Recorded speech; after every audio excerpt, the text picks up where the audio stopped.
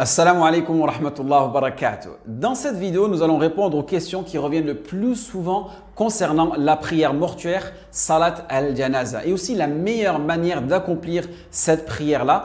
Et aussi, nous allons parler des erreurs commises qui peuvent être parfois courantes. Et aussi, nous parlerons aussi comment rattraper cette prière. Admettons que tu arrives à la mosquée, l'imam a déjà fini, comment est-ce que tu fais? Donc, restez bien jusqu'à la fin de cette vidéo, car un jour ou l'autre, vous serez amené à prier sur l'un de vos proches ou bien que l'on prie sur vous.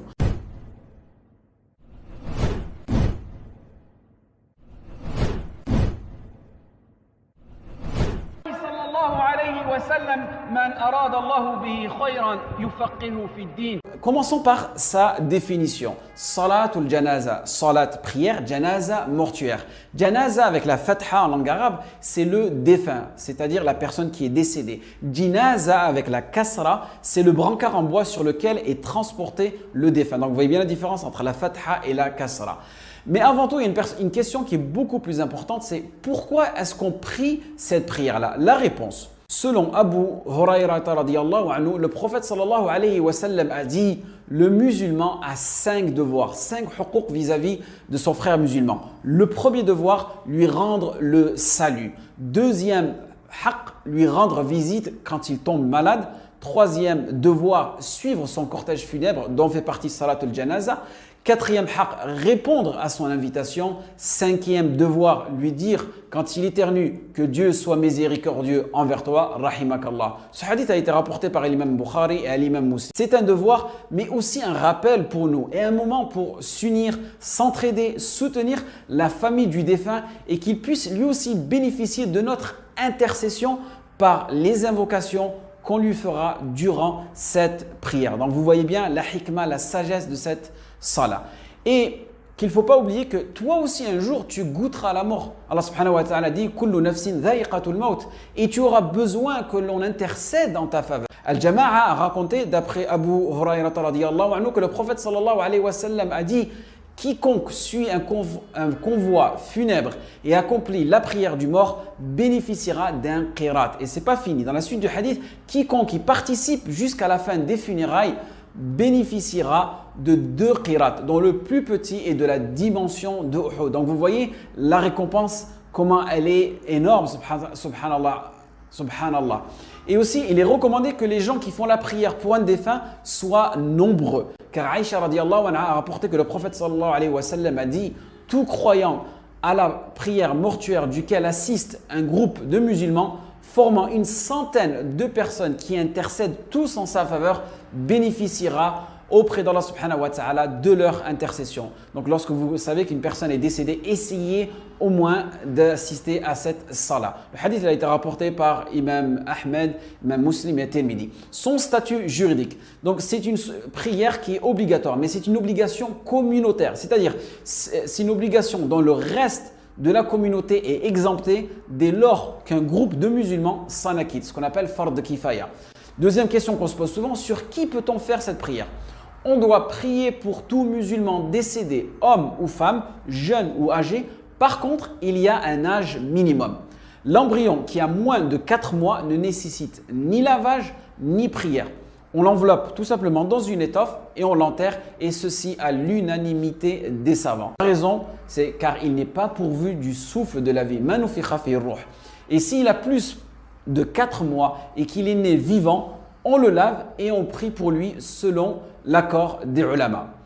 Ensuite, on n'a pas à poser des questions. Est-ce que cette personne-là, elle priait? Est-ce que cette personne-là était une personne musulmane ou était une personne qui avait une bonne pratique ou pas? Non, c'est un musulman, c'est suffisant. Même si cette personne-là, elle s'est suicidée.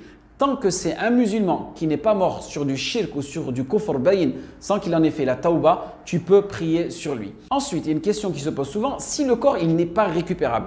Par exemple, la personne elle s'est noyée ou le corps a disparu, ou bien aucune personne n'a pu prier sur cette personne-là. Dans ce cas-là, on accomplira ce qu'on appelle salat al-ghaib, c'est-à-dire la prière du défunt absent. Et c'est ce que le prophète sallallahu alayhi wa sallam a fait pour An-Najashi, car il décéda entouré de mécréants et personne ne fit la prière funéraire pour lui. Comment faire cette prière-là? L'aspect pratique. Donc c'est une prière comme toutes les autres.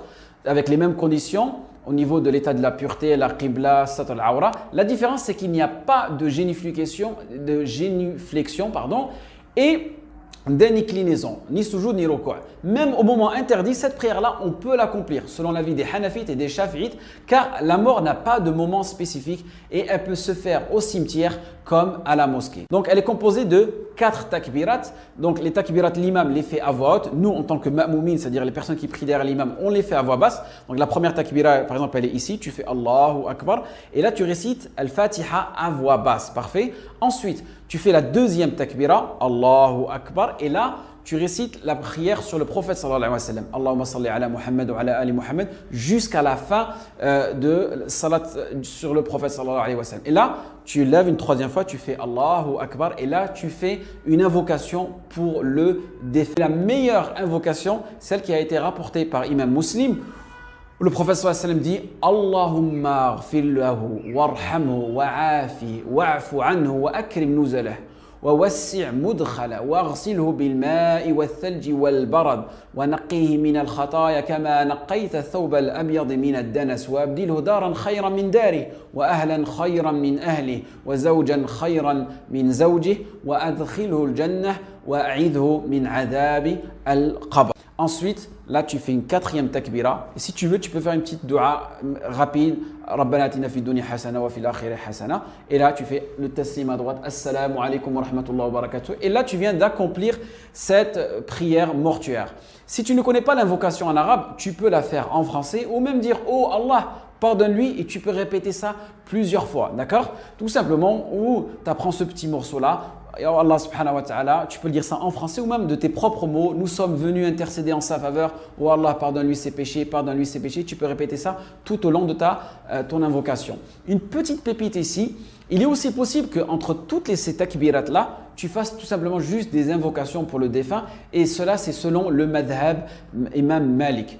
Et ta prière, elle sera quand même valide. Pourquoi? Car chez les Malikites, les piliers de la prière de Salat Janaza sont seulement l'intention de faire cette prière-là, la posture debout, qiyam, c'est en la capacité bien sûr, et les 4 takbirat, d'accord? Et la condition aussi, le pilier ici, l'invocation pour le défunt et le taslim que tu fais une fois à droite. Parfait. Donc ici, la Fatiha et la prière sur le prophète sallallahu alayhi wa sallam ne sont pas des piliers de Salat al-Janaza, contrairement aux autres madhahib. Donc c'était juste à titre, on va dire, informatif.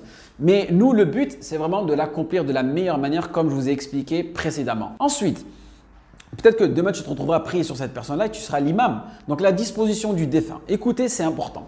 Il est de la sunna que l'imam ou bien une autre personne se tienne auprès de la tête de l'homme, d'accord, du défunt, et auprès de la taille de la femme morte. Donc si c'est un homme, tu te mets à ce niveau-là en tant qu'imam. Si c'est une femme, tu te mets à ce niveau-là. Parfait. Et aussi, les corps, comment est-ce qu'ils seront disposés? Ils seront disposés en rang devant l'imam. Admettons qu'il y a eu plusieurs personnes qui sont décédées. Ils seront en direction de la Kaaba, s'ils sont à la Mecque, ou de la Qibla dans n'importe quelle mosquée. Et le plus pieux sera en première position par rapport à la Qibla. Donc vous voyez ici l'importance des bonnes actions. Ici, l'indicateur, c'est la piété, c'est la taqwa et non pas l'argent ou la notoriété.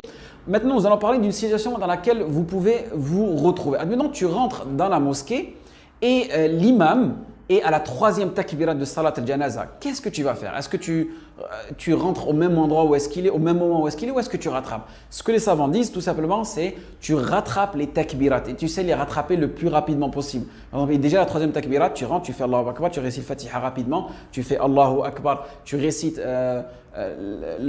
l'invocation sur le prophète sallallahu alayhi wa sallam et tu peux juste dire Allahumma salli ala Muhammad, c'est suffisant, tu n'es pas obligé d'aller jusqu'à la fin. Et là, tu arrives à la 3e takbira et là, tu fais les invocations pour le défunt et là, tu seras, on va dire, en concordance avec l'imam. Parfait. Et au niveau des takbirat, le fait que tu les fasses, les takbirat, tu peux dire Allahu Akbar sans lever les mains ou tout simplement Allahu Akbar en levant les mains. Tu as vraiment le choix, lever les mains ou pas lever les mains, ça ne doit pas être un sujet de divergence. En espérant que ce rappel soit bénéfique pour vous et moi, n'hésitez pas à le partager. Wafaq Allahu jami'u lima yuhibbu warda. Wassalamu alaikum wa rahmatullahi wa barakatuh.